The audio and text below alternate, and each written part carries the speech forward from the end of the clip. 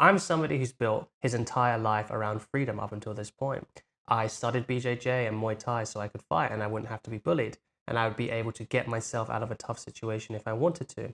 I was also somebody who went down the masculinity and dating route, so there wouldn't be any social interaction that I would be afraid of. I'm also somebody who started his own business in order to be completely financially free and not have a boss. But despite all of this, in the beginning, I was still doing this for validation. I wanted to be seen as independent. I wanted to be seen as free. I was getting validation from the fact that I appeared to not be wanting validation from other people. At this point, I was not aware of the blind spot. And how this was affecting me is every single day that passed, I constantly felt like something was off. I constantly felt like I was living life for other people rather than myself. I felt like I was holding back. I felt like I couldn't be myself. And I was missing opportunities, whether it was romantic, social, or professional. And most of all, I always felt like I had to scan the room. I always felt less powerful than the person that I was speaking to, less powerful than the environment that I was in, because I was giving my power away for the environment. I was making the environment and other people dictate how I should feel about myself. Red pill, masculinity spaces, charisma teachers, confident teachers on the YouTube, they all get it wrong. All validation is an external force, object, place, person dictating, manipulating, or influencing what you actually wants to do, what you value, and how you should act. And everyone, for the most part, is a slave to this. Here's the step-by-step guide of how to break through it. So hello and welcome to this training. Let's get straight into it. This is the table of contents. The first is understanding the deep levels of relaxation. This goes into the levels of cognitive relaxation, emotional relaxation, and physical relaxation. They're all linked, but they're also all distinct. Number two is the deep levels of compassionate transparency. This is the fusion of an energy called ballistic energy and the energy of empathy, expressing the impulse alongside knowing what's best for you, the other person, and the room as a whole. So this is us being ballistic, tapping into our penetrative energy, whilst still having a very soft, warm, but unshakable and grounded energy. 3 are the deep levels of leadership, self and others. 4 is embracing the chaos. This is advanced, so is leadership. Remember, it's vitally important with all of this that you are already enough as you are. You just have to discover who that person is at their core, okay? Because most people, they never discover who they are.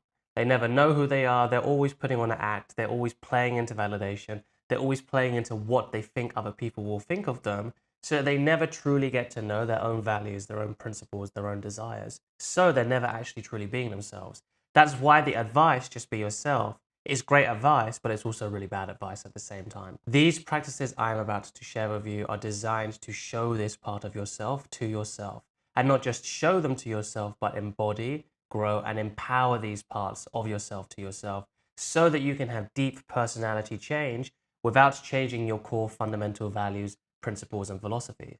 You're still the same person, but we're getting to know who that person is, placing it in awareness, and then allowing it to grow. That's what happened with me when these practices got introduced to me by my mentor, Pierre D'Souza. Relaxation, this is the core of everything. If you don't take anything from this training, this is the most important. There's 7 layers of relaxation, and there's 3 diamond creating levels of pressure, right? For now, we're just gonna go over the concept of relaxation. If I teach the 7 levels, it'll get too complicated and it'll be harder for you to implement. So we're going to start super basic, but also super applicable and practical. Straight, streamlined, to the point. So the main switch you're going to do here, if you're having a problem with validation and craving external validation, whether it's positive or whether it's avoiding negative validation, or whether it's being lost and confused when you're not getting any validation and it's just kind of neutral, then the switch from external to internal is the most important by far. What this means is when you're talking to somebody or you're in a social interaction, what you'll notice is you're kind of like an octopus. You're putting like feelers out there all of the time, right? You're seeing, oh, what this person's thinking. You're seeing what this person's feeling. Oh, how do they respond to my joke here? How do they respond to my suggestion here? Oh, when I said this thing last time at this meeting, no one really listened to me and I had to really either push my point through or I had to just sit back. Will I have to do that again? Let me adjust for that. It's basically all of these little adjustments because we're so focused on the external, right? We're so focused on what other people are doing and how other people are perceiving us. That's the most important point there. So when I say switch from external to internal awareness, it means exactly that. But here's how you're going to do it.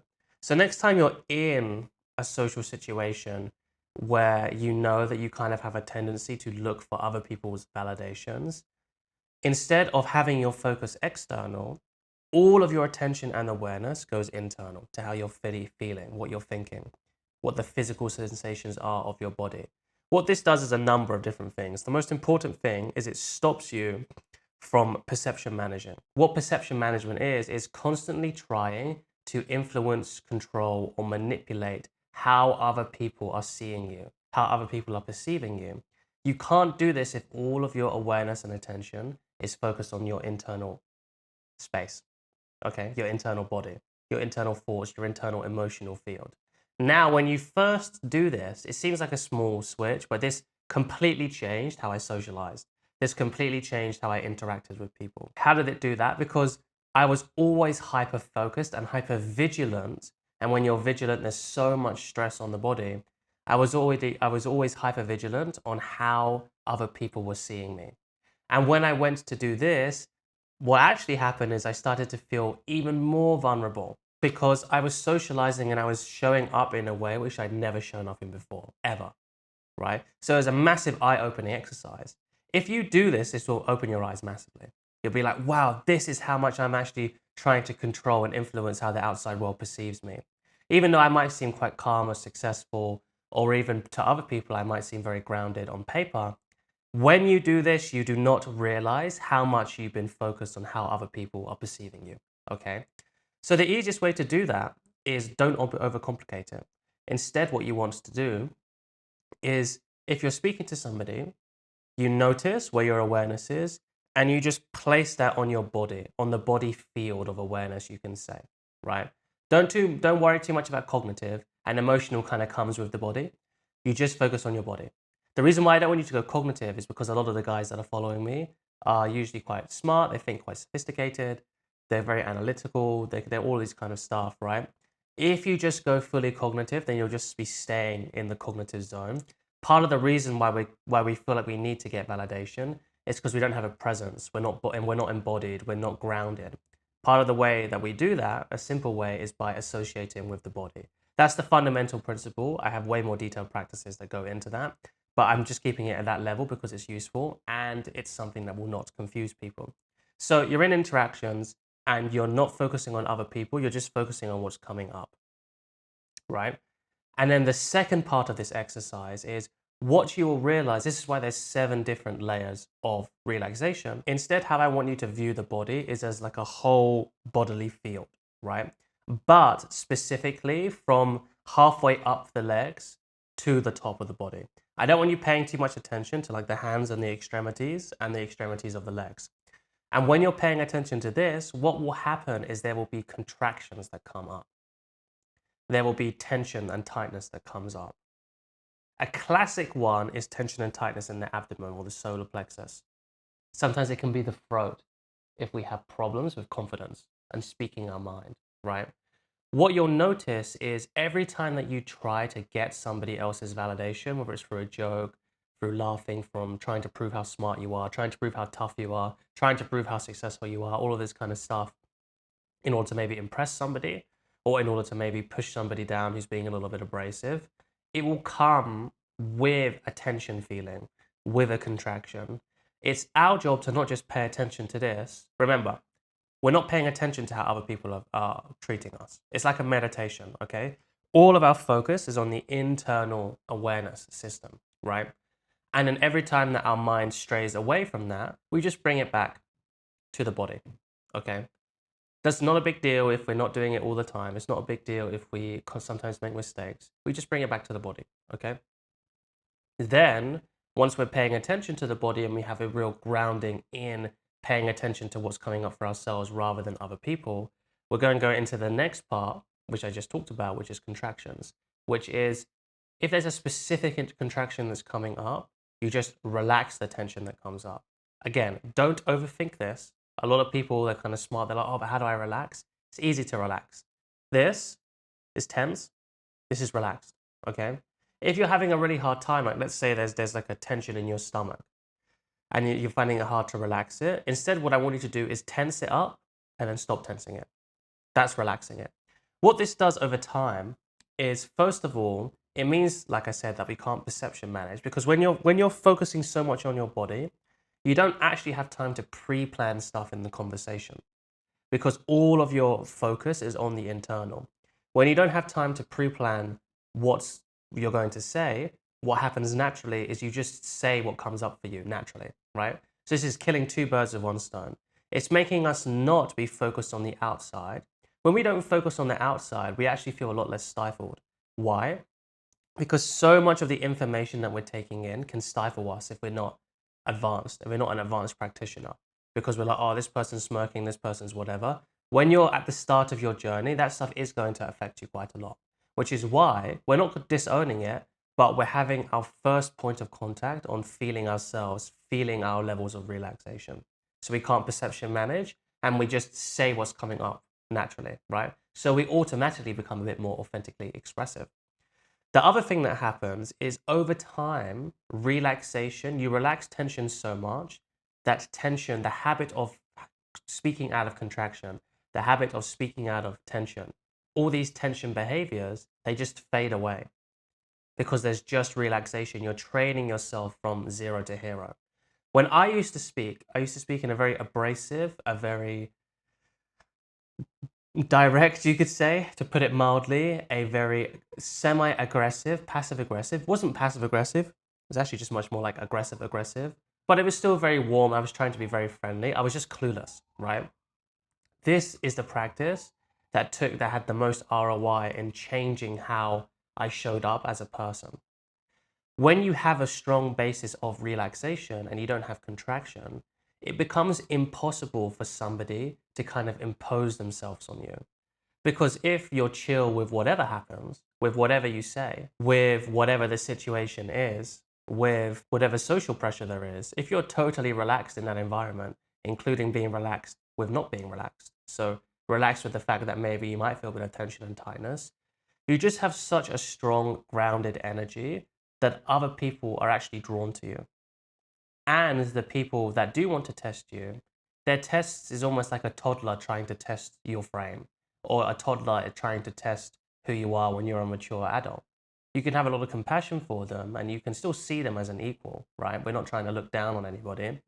But it just becomes so out of your reality that you could get bothered by this kind of behavior. Like, they kind of think of the abrasive or the kind of loud, obnoxious, not necessarily bullying, but kind of likes to throw their weight around in the work environment. Somebody who's always like making fun of people, right? That kind of behavior, it just slides right off you. And also, it makes it much easier for you to set boundaries in a very mature, calm, and respected way when you're coming from a place of total relaxation rather than contraction and tension and feeling like you have to fight this other person, okay? And there's 3 different levels of implementation we can go into. There's red, yellow, green. Green are situations which you don't feel any pressure and you can just practice this. This is the continuous practice, okay? In green, you should be always practicing this. You can be practicing it right now if you're listening to this, right? You can do it in all of these situations. Green is a way to implement and speed up the practice, because the more you do this, the better results you'll see, the more immediate results you will see. Yellow is when there is a bit of pressure. This is at maybe a socializing event after work. This could be a meetup for founders. This could be going to play paddle. This could be going to hang out at your local Brazilian Jiu-Jitsu club. This could be anything that's more social, where you're around people that you like, but you're not fully comfortable with, right? This is your area for growth, okay? This is when you're going to have a lot of those meditational issues where you kind of are meditating and you realize you've been daydreaming for 5 minutes. What's going to happen in these situations is you're going to go internal, you're going to be relaxing any tension that comes up, and then 2 minutes in the conversation, you realize that you have gone back to scanning the room, scanning the environment, and then you just come back and you focus on yourself and you do that same scanning for tension and relaxing. Focus on the body, not on other people. The red zones are things which are really, really out of your comfort zone. I would only encourage you to go into the red zone when it's like 10%. So for me, back in the day, this would have been doing the practice when going to speak to a group of models sitting in the middle of a restaurant, right? Back in the day. That would have been really challenging for me, but I would still be able to do it every once in a while. I would encourage you to do that every once in a while because that pushes your comfort zone. Yellow is where the real pushing of your comfort zone goes because you stay enough time in yellow and it just becomes green, and then red becomes yellow. But red is something that's really fun. It's something to fuse into a bit more of a warrior practice, fuse into a bit more of a path of the most resistance. And then black is nuanced. This is when you're like, would almost be in a shadow crash if you were to do this, right? I would say that's off limits for you. If you're a one-on-one client, we can have a chat about that and see what your black zones are and maybe have a bit of fun with the homework that I give you. This right here that I gave you is just physical level. It doesn't cover emotions. Emotions are kind of linked to physical sensations. It doesn't cover cognitive level of relaxation. Those are deeper levels that are covered. I would encourage you instead to go look at my most practical guides to shadow work on the internet, because these will get rid of shadows, insecurities, and bad beliefs that are even causing bad thoughts and bad emotions to come up. That will do most of your work for you. I wish I had this at the start. We had some hypnotherapy, but it wasn't as good as the stuff that I put into this free guide. And that will get rid of a lot of the tension and tightness that comes up. But this is still a showing up practice. This is still something which you have to go out and embody. This is still a skill set to get good at. And again, if you're a one-on-one client and you have some questions about cognitive relaxation and emotional relaxation, then we can go into that on a call together. And another story about myself to kind of hammer this home. I was so unrelaxed and so just jittery and just kind of weird to be around that back in the day when I was still learning these practices from my mentor Pierre, and I was going really deep into them, I was going super hard 24/7, literally all of the time. Most of the people watching this will not have to go to that extent.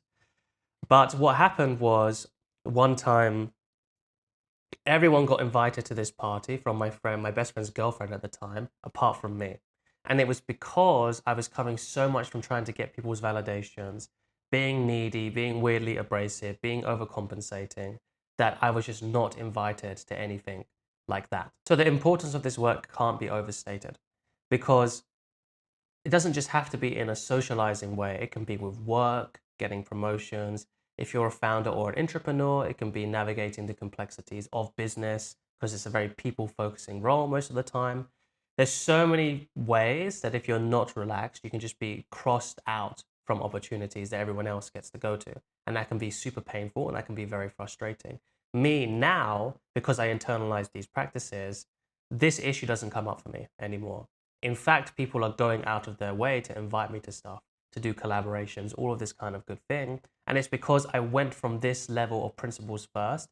If I was to just do charisma changes or behavior changes or changing my habits or just doing like looking at people in the eyes and all that kind of stuff, that stuff is great, but it doesn't fundamentally change who you are as a person.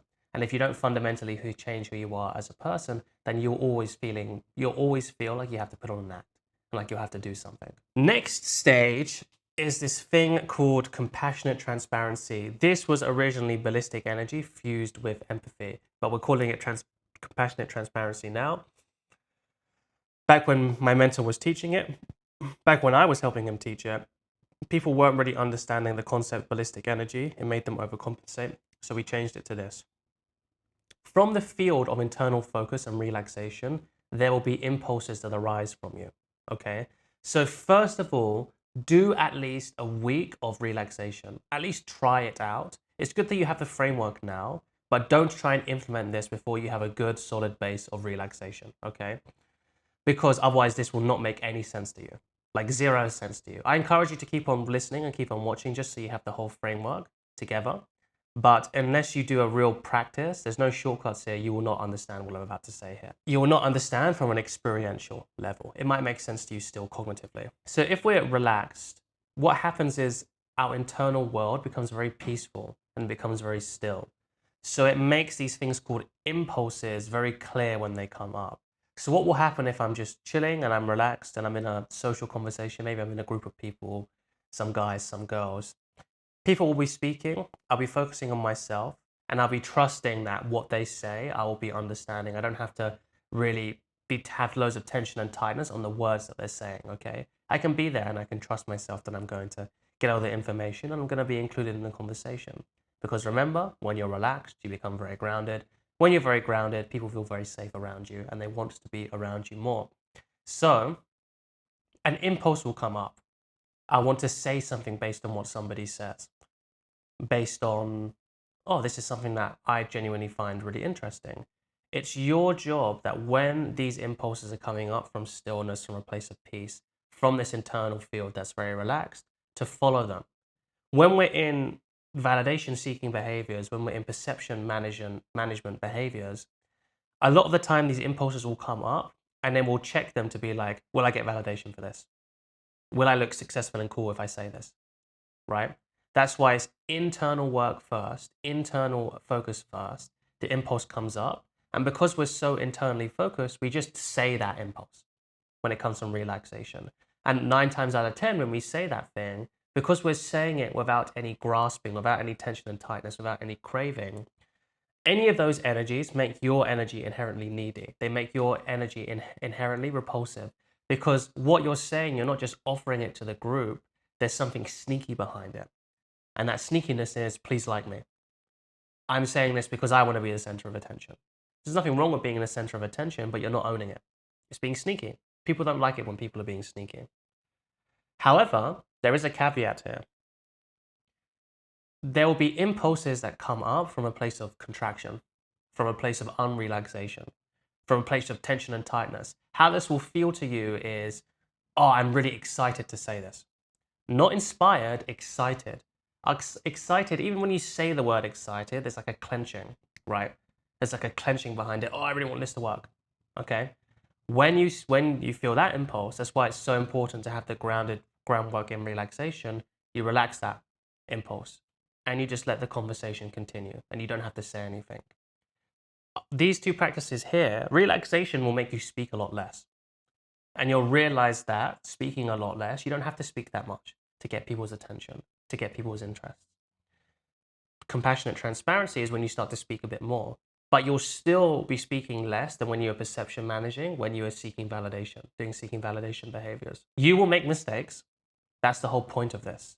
Because a big part of the work of compassionate transparency is just letting the chips fall as they may. Okay? And what you'll realize is when you're following these impulses, 9 times out of 10, if you're doing the relaxation practice together, it'll go really well. But 1 out of 10, for me, it was much more than that. It was like 5 out of 10. It will still be impulses which you weren't able to see if they were coming from excitement, or you will not have the wisdom to be able to see that any impulse coming out of a real clenching excitement is not good for you. So you'll say it anyway. And then you'll realize that, oh, wait, like, I just created a bit of weirdness here. I became a bit more abrasive. That's the point of compassionate transparency. You become a bit more polarizing. We want to be polarizing. When we're doing seeking validation behaviors, we're trying to be so unpolarizing. We're trying to appeal to everyone at the same time that we completely miss that part of human interaction is to be an individual. This gives you that. This gives you that, being an individual. Okay? You're supposed to make mistakes. That's the point. Embrace the mindset that I'll just let the chips fall as they may. Okay? So what this teaches you is not to hold back, own yourself and your surroundings. It will put you in situations at the edge of your comfort zone. It builds masculine polarity from a bottom-up perspective. We're not just trying to be disagreeable or speaking loudly or speaking 30% slower and all that kind of stuff. It's not a top-down technique thing. This is a true expression of yourself. It's not something you're doing, which is the correct thing to do. Remember, correct thing to do is being changed to validation, okay? Doesn't mean we can't integrate strategy later. If you're one of my one-on-one clients listening to this, please don't get that misunderstood. Ask me any questions on that. It just means that if you're trying to do something because it's the right thing to do, because it's the correct thing to do, then that is a validation-seeking behavior. So this also completes your energy. If relaxation makes your energy more grounded, this practice makes your energy more alive and more impactful and more dense, okay? It's the type of energy that gets you combined with relaxation. If you do not combine this with relaxation, it just makes you a little bit of a bully, a little bit of a wild man in a really, really non-good way, in a non-optimal way. I'll put it like that. Trust me, my journey, I just went straight into this and I didn't have the relaxation work. And I extrapolated basically my polarization. People either really liked me or they really hated, or they really did not like me and they didn't want to be around me. And that's really, really isolating. And also it's completely unnecessary. People would have liked me just as much if I didn't do this. But the difference is that it's like a high risk, it's like a low risk, or rather it's a high risk, low reward strategy.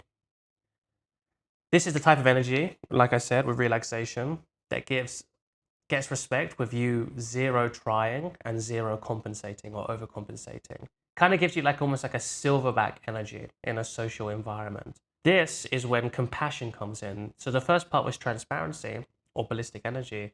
The second part of this is compassion. You have to make sure that everything in your actions and who you are as a person serves yourself, serves the person you're speaking to, and serves the world as a whole. The world can be the world as a whole. It can be the room you're in. It can be in the social circle you're in. It could be in the environment you're in. And you can't fake this. This has to be there.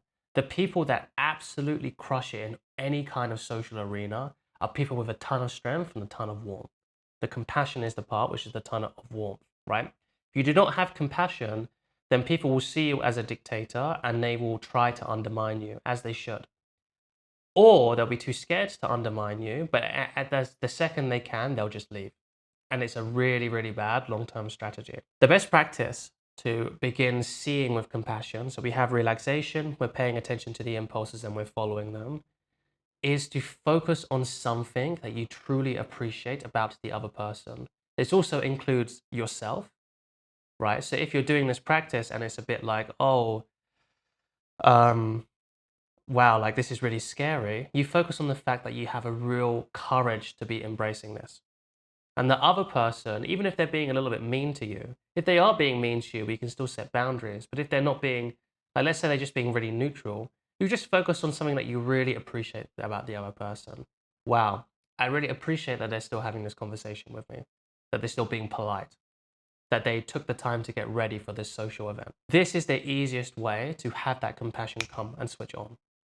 For the serious practitioners out there, the other best way, the real best way is to have a sustained metta practice. Metta is the Sanskrit word for loving kindness. So meditation, 30 minutes a day. I recommend Dharma Sukha or TWIM. This will completely change your energy from the ground up. If you have the relaxation and the impulse training alongside metta, you become the type of person that people instantly trust, they instantly respect, they feel instantly warm around. When they feel these different things, people want to reciprocate that energy. The people that don't want to reciprocate that energy are just people that are not ready for that. And we don't have to be around those people. Reciprocation is one of the strongest influence triggers that we have in human psychology, ever. So if we make somebody feel really warm, really safe, really paid attention to, and they also feel empowered around us, then they're going to want us to feel the same way around them. And they will do that with favors. They will do that with just being nice, inviting you to stuff, all that kind of stuff. From that, you get a ton of social proof. Humans are extremely social creatures. When people see that, that will just attract even more people into your life. Whether that's professional connections, romantic connections, social connections, all of this stuff gets on autopilot. And all of this is done from the internal first.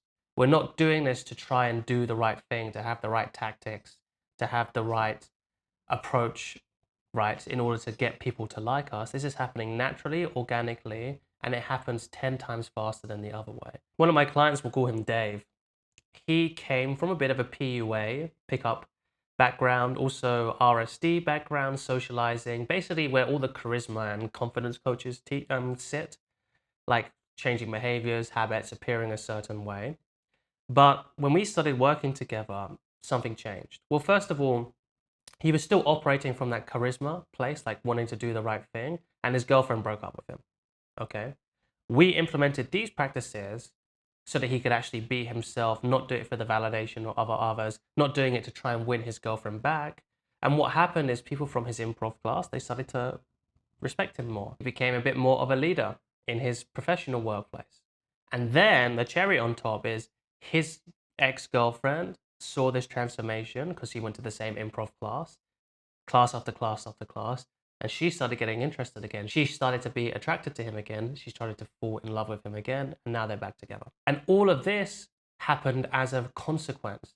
It wasn't the goal. I said to him from the start, okay, this relationship's over.